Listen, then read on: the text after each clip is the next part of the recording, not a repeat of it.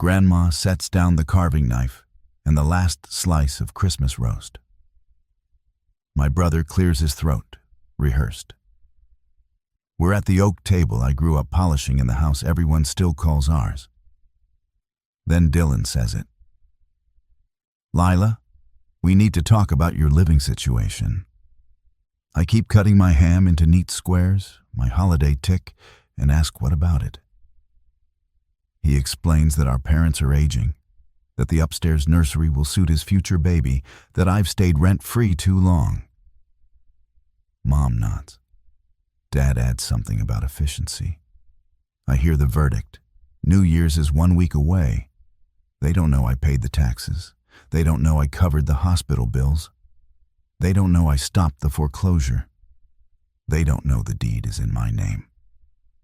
I set down my fork, inhale, and decide the pretending ends tonight. I dial a number that violates dinner etiquette. County Protective Services. A calm voice answers. This is Lila Marshall. I need a team at the Pine Crest property in Salem, Oregon. Mom whispers. Who are you calling? I raise one finger. Trespass removal, I say, and the room stills. Dylan laughs brittle. I slide a folder from my purse. Recorded deed.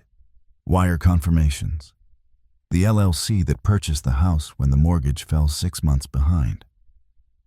Dad blanches. That can't be right. It is, I say. I paid $847,000 to keep this roof over our heads, and you were about to evict me from my own home. Tonight, blue strobes wash across the snow as a gray SUV rolls to the curb. 2 officers in windbreakers step out, neutral and professional.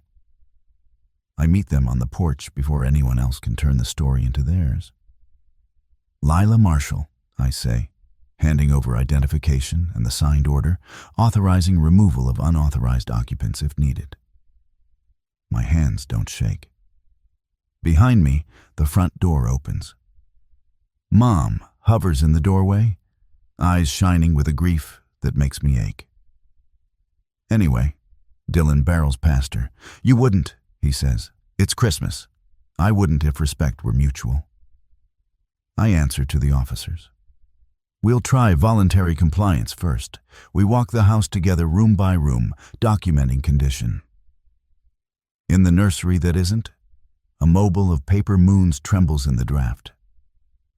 I think of the year I slept on call room cots to earn the money that saved this address.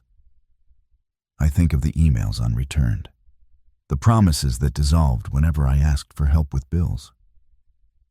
Back in the foyer, I state terms evenly. You can stay as tenants under a written lease starting January 1st. Market rate minus 20% for family. I'll shoulder maintenance. You'll respect boundaries. If that doesn't work, you have 7 days to relocate. Either choice is lawful. Dad looks smaller in his cardigan. Why didn't you tell us? Because every time I carried the weight, you pretended it was feather light.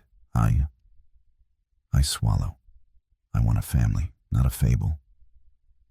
The officers wait. The house listens tonight. By morning, the storm settles into glittering calm. I brew coffee, lay out 3 copies of a plain lease, and open the windows to let the house breathe. When the doorbell rings, it's the notary, scarfed and punctual. I sign first, sealing the reality I created when everyone else looked away. Mom comes down in slippers, fingers worrying a rosary from her mother. She reads every line twice. Boundaries, she whispers, as if testing the word for sharp edges. Dad stands at the window, jaw clenched, then pulls a pen from his pocket. He signs with a careful hand, and the paper stops shaking. Dylan arrives last, carrying a box of ornaments.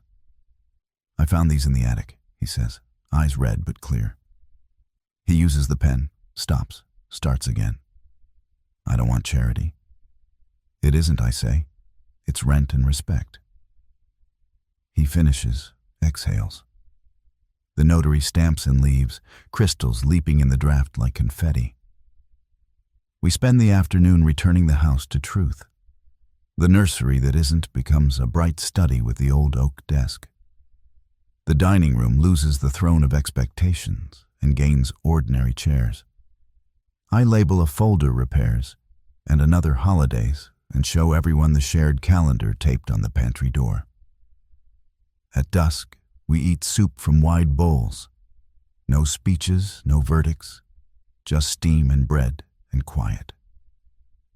Later, I stand on the porch and flip the porch light on. One home finally paid for, finally shared. Tonight, I keep the keys,